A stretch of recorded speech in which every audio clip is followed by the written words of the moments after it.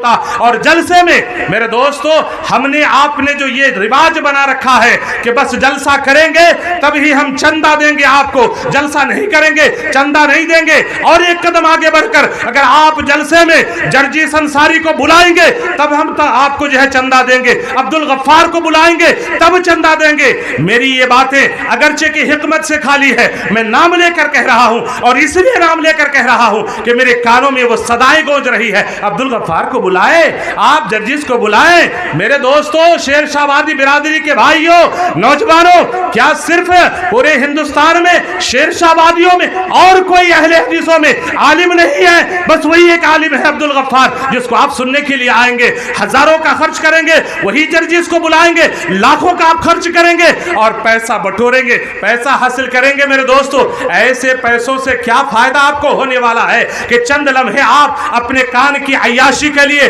अपने कान को खुशनुमा बनाने के लिए, अच्छी आवाज के लिए आपने बुला लिया, फिर बुलाने के बाद आपकी उस तकरीर का, आपकी उस वाज और नसीहत की महफिल का क्या लोगों के ऊपर क्या असर बाकी रहता है? मेरे दोस्तों, तालीमी मैदान में अगर आगे बढ़ना चाहते हो और तालीम को आगे बढ़ाना चाहते हो मेरे दोस्तों, तो हम सबको मिलकर मुआशरे में, गांव और समाज में अगर इस तरह की जलसे मुनाकिद करते हैं और उसका मकसद तालीमी बेदारी होती है, लोगों में जागरूकता होता है, तो एक हद तक ठीक है। लेकिन वो रात के 12 बजे से आखिर उधर जाना नहीं चाहिए, 12 बजे से पहले पहले ही जलसे खत्म कर लेना चाहिए। अफसोस है इस बिरादरी के ऊपर, इस सीमांचल के इलाके में और सीमांचल से मुत्तसिल उत्तर दिनाजपुर, दक्षिण दिनाजपुर, मगरबी बंगाल, मालदा तक मैंने देखा है कि बस जलसे मुनाकिद करके चंदे हासिल करते हैं, जलसे मुनाकिद करके पैसे बटोरने की कोशिश करते हैं और इस तरह मुकर्रिरीन को बुलाकर लाखों का उसके पीछे खर्च कर देते हैं मेरे दोस्तों।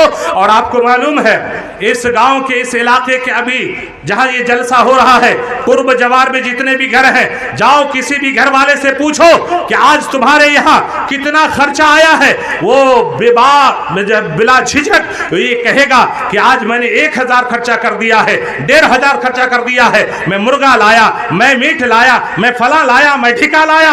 मेरे दोस्तों, यही 1,000, 1,500, 2,000 जो हम और आप मेहमान नवाजी में जलसे के बहाने हम और आप जो खर्च करते हैं, अगर इन्हीं पैसों को खामोशी के साथ बिल्कुल मख्फी अंदाज में इस तरह के इदारों में देकर क्या उसको हम और आप परवान नहीं चढ़ा सकते हैं? मेरे दोस्तों, आप यकीन मानो, अभी पिछले साल हैदराबाद में था, ऐलान हुआ एक मस्जिद में 1 करोड़ 20 लाख की लागत से सिर्फ जमीन खरीदी जा रही है और उसके लिए कोई जलसा नहीं है, कोई कॉन्फ्रेंस नहीं है, कोई मजमा नहीं है, बल्कि मस्जिदों में जा रहे हैं, इनफिरादी मुलाकात कर रहे हैं। खर्चा कितना है जमीन खरीदने के लिए? 1 करोड़ 20 लाख और 6 महीने ही में उसको जमा करना है। और अल्हम्दुलिल्लाह लोग दे रहे हैं, घरों में बुला बुला करके दे रहे हैं, आइए मौलवी साहब जितना चाहिए, मैं जितना हैसियत रखता हूँ, मेरी जो हैसियत है उस हैसियत के मुताबिक मैं पैसे दे रहा हूँ। मेरे एक नौजवान दोस्त जो मस्जिद तामीर की एक ऐसे मोहल्ले में जहाँ चंद ही घर अहले हदीस के थे और बड़ी हौसले के साथ वो मैदान अमल में आगे आए और कहने लगे कि मौलाना यहाँ तो लोग नहीं है लेकिन खर्चा 50 लाख का है, कैसे इसको जो है इंतजाम किया जाए? मेरे दोस्तों, उस नौजवान ने कहा कि इलाके के चंद बागयोर और अहले सरवत लोग, उनको मैंने कहा तो वो लोग ही जाल फैलाए चारों तरफ और जगह जगह से फोन आने लगे, आप मेरे पास आइए, आप मेरे पास आइए। और वो लोग बोले फला जगह जाओ, फला जगह जाओ। जब जाते हैं 1 लाख, 2 लाख, 3 लाख, 2.5 लाख, 4 लाख, जिसको जो मुनासिब हो अल्लाह के घर की तामीर के लिए वो लोग पैसे डाल रहे हैं। मेरे दोस्तों, तो आज अगर हम और आप तब्दीली अपने अंदर नहीं लाएंगे तो अल्लाह ताला हमें आपको बदलेगा नहीं। इसलिए मैंने आपके सामने कुरान मजीद की जो आयत तिलावत की है, अल्लाह तबारक व तआला हमसे आपसे यही कहता है, इन्नल्लाह ला युगय्यिरु मा बिकौमिन हत्ता युगय्यिरु मा बिअनफुसिहिम। अल्लाह रब्बुल आलमीन उस वक्त तक किसी कौम को नहीं बदलता है या किसी कौम की हालत को नहीं सुधारता है जब तक कि उस कौम के लोग अपने अंदर तब्दीली पैदा करने की कोशिश न करे, अपने अंदर सुधार पैदा करने की कोशिश न करे, उस वक्त तक अल्लाह रब्बुल आलमीन किसी कौम के अंदर सुधार नहीं लाता है। और अल्लामा इकबाल ने कहा था कि खुदा ने आज तक उस कौम की हालत नहीं बदली खुदा ने आज तक उस कौम की हालत नहीं बदली, न हो जिसको ख्याल खुद आप अपने हालत के बदलने का। मेरे दोस्तों, तो जमाना बदलाव का है, जमाना देख रहा है हमको आपको कि हम और आप कितने अपने अंदर तब्दीली पैदा किए। मेरे दोस्तों, खुतबा मसनूना के बाद वो आयत जो मैंने आपके सामने तिलावत की, सूरतुल बकरा की आयत, अल्लाह रब्बुल आलमीन इरशाद फरमाता है, सुब्हानका ला इल्म लना इल्ला मा अल्लमतना। ये वो कौन सी आयत है, किस मौके की आयत है, कब अल्लाह रब्बुल आलमीन नाजिल किया इस आयत को, और इस आयत में किस बात का पैगाम दिया गया है? मेरे दोस्तों ये पैगाम है, इल्म का पैगाम है, इल्म का, एजुकेशन का, तालीम का, शिक्षा का पैगाम है कि जब तक हमारे अंदर तालीम नहीं आएगी, जब तक हम और आप एजुकेशन में, शिक्षा में, तालीम में आगे नहीं बढ़ेंगे, हम अपने अंदर सुधार नहीं पैदा कर सकते हैं, अपने अंदर परिवर्तन नहीं ला सकते हैं, अपने अंदर तब्दीली पैदा नहीं कर सकते हैं। जब हम और आप तालीमी मैदान में आगे बढ़ेंगे तो यकीनन दुनिया हमें सलाम करेगी और हम इंशाअल्लाह आगे बढ़ते चले जाएंगे। ये वो आयत है कि जब अल्लाह तबारक व तआला ने आदम अलैहिस्सलातु वस्सलाम को बनाना चाहा, पैदा करना चाहा, और मिट्टी के यह गूंथे हुए मिट्टी से अल्लाह रब्बुल आलमीन ने आदम का पुतला तैयार किया, तो उस वक्त अल्लाह तबारक व तआला फरिश्तों को बुलाकर कहा था, ऐ मेरे फरिश्तों, मैं इस दुनिया में एक खलीफा बनाना चाहता हूं।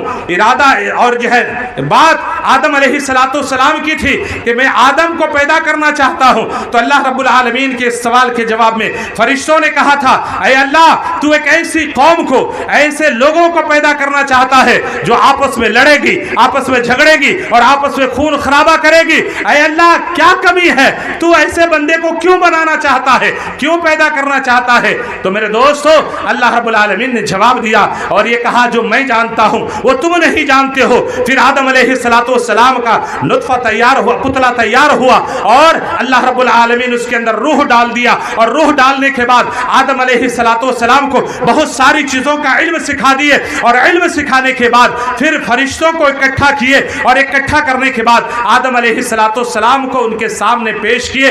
मेरे दोस्तों, कुछ ऐसे सवालात थे जो अल्लाह रब्बुल आलमीन जिनके जवाबात आदम अलैहिस्सलातु वस्सलाम को सिखाए थे, और उसका इल्म अल्लाह रब्बुल आलमीन फरिश्तों को नहीं दिए थे, फरिश्तों को नहीं सिखाए थे। मेरे दोस्तों, जब आदम अलैहिस्सलातु वस्सलाम के सामने पूरे फरिश्ते जमा हो गए तो अल्लाह तबारक व तआला कुछ चीजों के बारे में सवाल किया फरिश्तों से। तो फरिश्तों ने कहा कि अल्लाह, हमें इसका इल्म नहीं है, बस उतना ही इल्म है जितना तूने हमें सिखाया है, उसके अलावा हमारे पास इन चीजों का इल्म नहीं है। फिर अल्लाह रब्बुल आलमीन आदम अलैहिस्सलातु वस्सलाम से सवाल किए, आदम अलैहिस्सलातु वस्सलाम ने जवाब दिया, और जैसे जैसे सवालात हुए आदम अलैहिस्सलातु वस्सलाम उसी तरह जवाबात देते गए।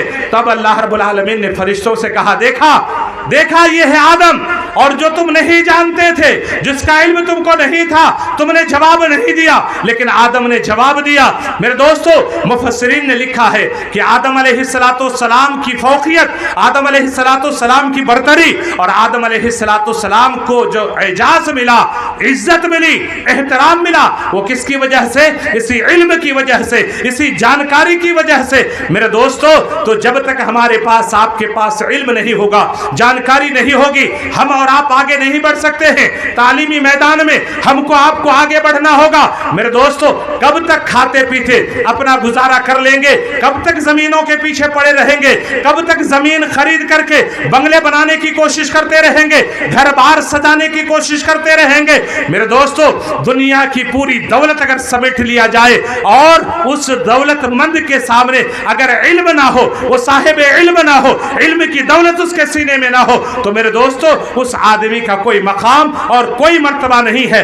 मेरे दोस्तों, कभी हमने गौर किया है, कभी हमने सोचा है, आज हम और आप जिस जिल्लत और रुसवाई का सामना कर रहे हैं, मैं पूरी दुनिया की बात नहीं करता, मैं जिस वतन में रहता हूं, इस वतन अजीज की मैं बात करता हूं। आज इस वतन अजीज में हमको आपको शक की नजर से देखा जाता है, हमको आपको नाम पूछ करके हमारे ऊपर, आपके ऊपर जुल्म ढाया जाता है। ये जुल्म ढाने वाले, जुल्म की तरफ इशारा करने वाले, ये कौन लोग हैं? कभी हमने गौर किया है इस मुल्क की आज़ादी के बाद, और जब आज़ादी मिल रही थी उस आज़ादी में हमने और आपने जो कुर्बानियां पेश की हैं वो किसी से मख्फी और पोशीदा नहीं है। और इन कुर्बानियों में सबसे ज्यादा अगर गर्दनें कटी हैं तो उलमाए किराम की गर्दनें कटी हैं, हुफ़ाज़े किराम की गर्दनें कटी हैं। कितने लोग थे कि जो मास्टर थे, डॉक्टर थे, इंजीनियर थे, जिनके गर्दनें कटी गई हैं। मेरे दोस्तों, आप उठाओ तारीख, हिंदुस्तान की आज़ादी की तारीख, आप दिल्ली के मैदान को ले लो